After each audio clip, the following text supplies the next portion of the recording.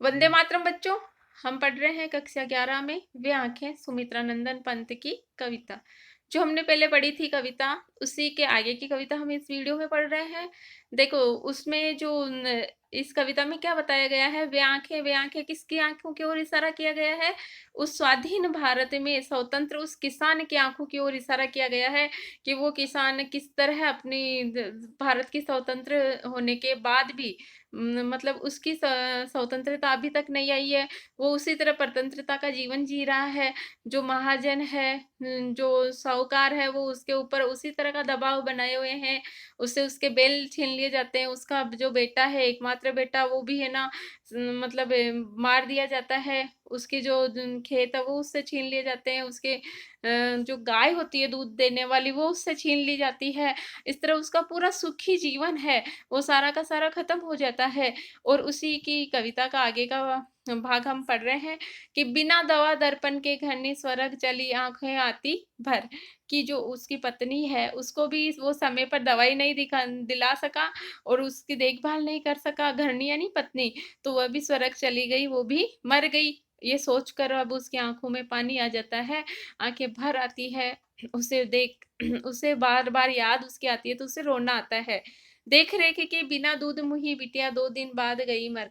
और उसकी देख रेख के बिना उसकी जो दूध पीने वाली जो बेटी थी, वो भी 2 दिन बाद में मर गई है, क्योंकि उसकी भी देखभाल करने वाला अब कोई नहीं रहा है। घर में विधवा रही पोतोऊ लक्ष्मी थी यद्यपि पति घातिन। और घर में अब उसके बेटे की जो पत्नी थी, वह विधवा हो चुकी थी। तो अब वो हालांकि लक्ष्मी का रूप थी, लेकिन उसके ऊपर भी पति घातिन अर्थात अपने पति को मारने का आरोप उस पर लगा दिया गया और पकड़ मंगवाया कोतवाल ने। डूब कुएं में मरी एक दिन। अब कोतवाल ने पुलिस की ने उसको पकड़कर मंगवा लिया, उस पर पति का आरोप मारने का आरोप लगा दिया और उसको पकड़ के बुला लिया। तो उससे उसको बेइज्जती का फील हुआ और उसने अपनी बेइज्जती समझकर कुएं में डूबकर वह एक दिन मर गई। खैर पैर की जूती जोरू न सही एक दूसरी आती, पर जवान लड़के की सुध कर सांप लौटते फटती छाती। हालांकि कवि कह रहा है कि पैर की जूती, जैसे पैर में जूती अपने जूते फट जाते हैं तो एक नहीं तो दूसरा आ जाता है, उसी तरह कवि कह रहा है कि कोई बात नहीं, पत्नी मर गई तो क्या हुआ, दूसरी पत्नी आ जाती। तो जोरू न सही यानी पत्नी न सही दूसरी आती, उसकी जगह तो दूसरी आती। पर जैसे ही जवान लड़के की याद अगर उसको आती है किसान को, तो उसकी छाती पर सांप लौटते हैं। सांप लौटना मुहावरा है, अर्थात बहुत ही ज्यादा दुख होना, उसकी छाती फटना यानी अत्यधिक दुख होना, ऐसा दुख होना कि वो सहन ही नहीं कर पा रहा, ऐसा दुख उसको हो रहा है। पिछले सुख की स्मृति आंखों में क्षण भर एक चमक है लाती।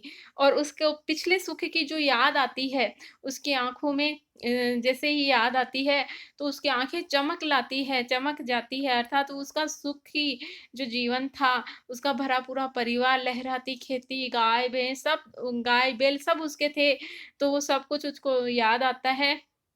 तो एक पल के लिए तो उसकी आंखें चमक उठती है, बड़ा ही खुश वह हो जाता है। लेकिन तुरंत सुनने में गड़ वह चितवंती की नोक सदृश्य बन जाती। लेकिन फिर एक साथ ही वही जो उसकी याद है, वह शून्य में चला जाता है, वो एकदम सूना हो जाता है। और वह उसकी जो दृष्टि चितवन यानी दृष्टि एक जगह स्थिर हो जाती है, उसकी आंखें और तीखी नोक सदृश्य बन जाती है। और वो ही उसकी आंखें ही उसको खुद को चुभने लग जाती है, उसको दुख होने लग जाता है। तो इसमें कवि हमें उसी स्वाधीन किसान की ओर संकेत कर रहा है, जो कि भारत के स्वतंत्र होने के बाद भी उसको अपनी स्वतंत्रता नहीं मिली है, वो वैसे ही पीड़ा और दुख को सहन कर रहा है।